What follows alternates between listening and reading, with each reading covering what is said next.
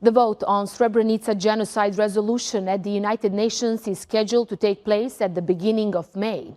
If adopted, July the 11th would be designated the International Day of Remembrance of the 1995 Srebrenica genocide. It has been put forward by Germany and Rwanda and backed by the United States, Italy, Turkey, France, and many other nations. But it has been strongly rejected by Serbia and Bosnian Serbs, whose leader Milorad Dodik once again denied the genocide, organized the protest, and vowed that if it passes, the majority Serb entity would split from the rest of the country. Ada Mamunu explains. UN su napravile grešku 1995.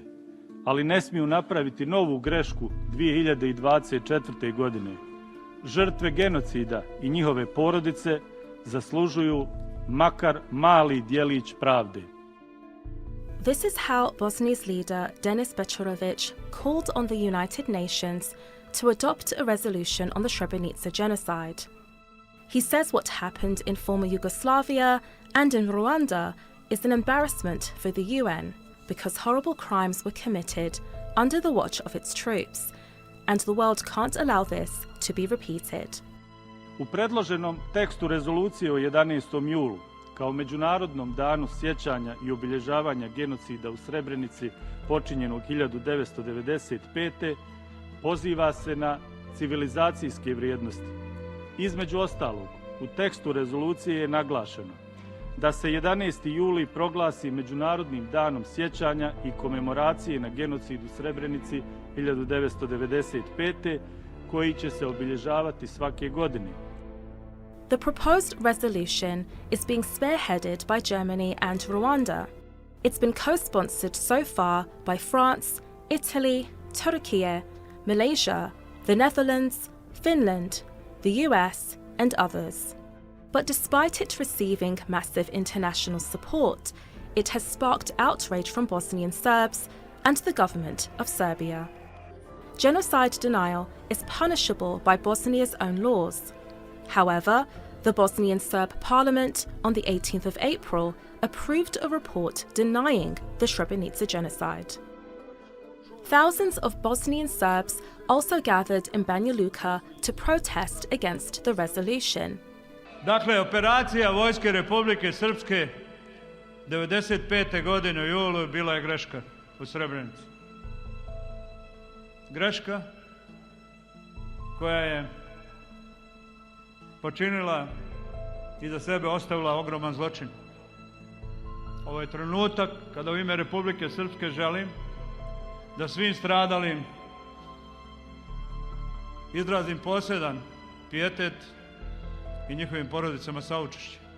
To je bio zločin na kraju rata, nakon zamora, mržnje i stradanja, osveta, ali to nije bio genocid. Serbian President Aleksandar Vučić and his government supported Dodik, pledging to resist global powers opposed to Serbia regarding the Srebrenica genocide resolution. And that's despite Serbia or Republika Srpska not being explicitly mentioned anywhere in the resolution, nor is collective guilt attributed to any of them. The victims and survivors of the massacre welcome the resolution in hopes it will further establish the genocide which took away their loved ones. U ljude dobre volje, u ljude normalne. Ne treba meni niko biti dobar, neka samo bude istinit. Neka se pridržava onoga što je doneseno sudom, što je dokazano i nek radi tako i bit će u redu. Pa ne mogu da shvatim te negatore i toliko se bore protiv te rezolucije. Svaka laž je kratki nogu. Ne može ona biti vječna. Ona bi trebala da se jednom da stavi tačka na tu temu. To je tako i to nema drugi. Zločinci. Svako iz svog naroda. Osuđujemo zločin. Idemo dalje. Birat ćemo pravi put. Birat ćemo pravdu. Međutim, šta je to u njima? Da se toliko grčevito bore, da to negiraju, da to nije istina. Činjenice su. Svjetski sud je to osudio. As the UN prepares to vote on the resolution, the clash between acknowledgement and denial reverberates, exposing the fractures of reconciliation in a region haunted by its past. Adam Amunu across the Balkans. Let's bring in Refik Hodzic now. He's a senior advisor at the European Institute for Peace and a transitional justice expert. Refik is also a former spokesman for the International Criminal Tribunal for Yugoslavia. Refik, great to have you with us on Across the Balkans. What is the main significance of this resolution and why has this been put forward now? Well, the main significance is that the importance of what happened in Srebrenica, importance of remembrance and acknowledgement of the genocide and its victims is now globally recognized. And this resolution will enshrine the memory of this horrendous crime in the infrastructure of the United Nations and the global consciousness. So I think the timing, I have to say, I don't really give it that much significance. This is something that should have happened a long time ago, but whenever it happens, it's not too late. So I welcome it, the victims and the lessons of Srebrenica genocide, the lessons documented in various judgments from the highest international courts are relevant not only in Srebrenica, as can we see these days with what is going on in Gaza, for instance. So this international acknowledgement, the global acknowledgement, is something that has been long overdue, but still welcome. Very strong reaction from Belgrade and from the entity Republika Srpska following the news about the resolution and the following vote. Why is the Serbian president lobbying so strongly against this if it doesn't mention Serbian people in its draft at the moment? Well, it's very clear why, because Serbian president and the leadership of the party that rules in Republika Srpska at the moment have unfortunately completely rehabilitated the policies and the politics of those who have committed the genocide. Of Slobodan Milošević, Radovan Karadžić. We can see it not only in the rhetoric, we can see it in declared goals.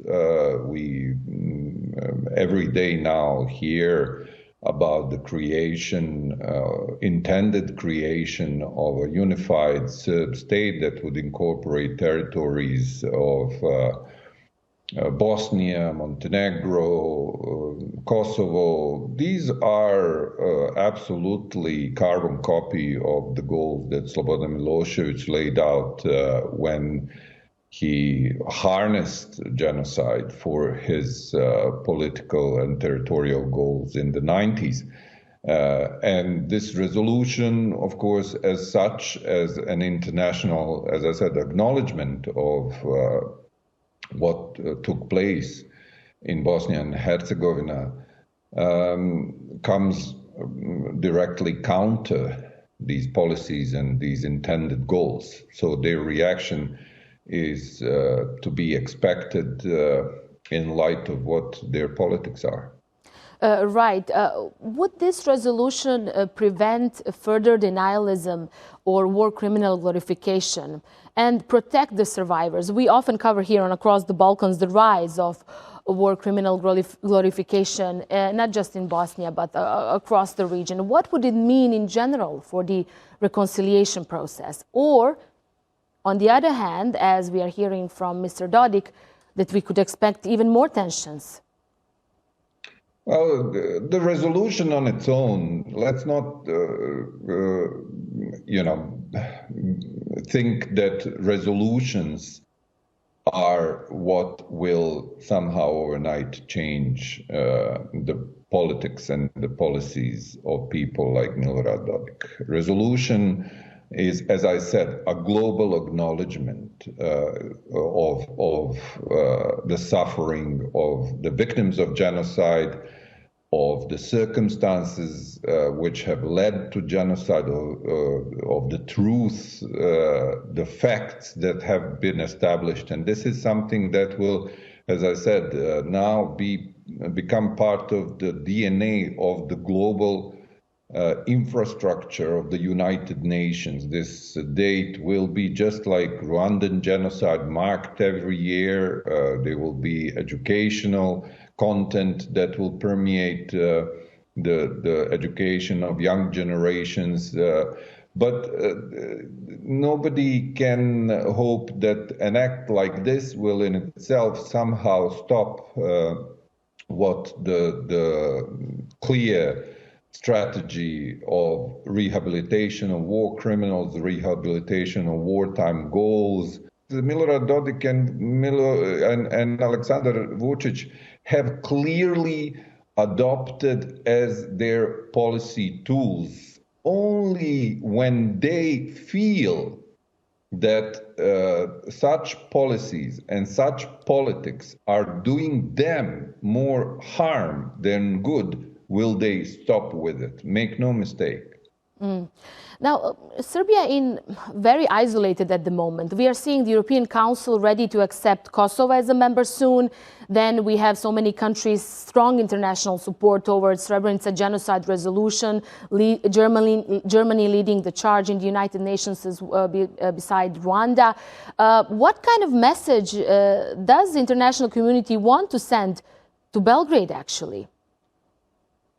I'm not really convinced that the international community wants to send any message to Belgrade with this resolution, because if they really did want to send a message to Belgrade, they would not need a resolution of this kind to send it. We can see that at the same time, Vučić is being received at the highest level by, the French president, and there is like a line of European emissaries constantly trying to bring him to senses. And the same with Milorad Dodik. They have still not given up on this approach where they are trying to talk some sense. But I really do not believe that this is giving any results, and that ultimately there will have to be a choice to be made if they continue with what is basically a strategy of destabilizing the Balkans as such, and serving very clearly Russian goals in this effect. European Union and the West will have to take a hard choice of whether they will act on these threats or will they continue behaving as if they are not happening. You can't have both. Refik Hodžić, thank you so much for your insight. You can't have both. I'll leave it there, and we'll keep an eye on the situation unfolding, leading to the vote in the United Nations. Thank you so much again.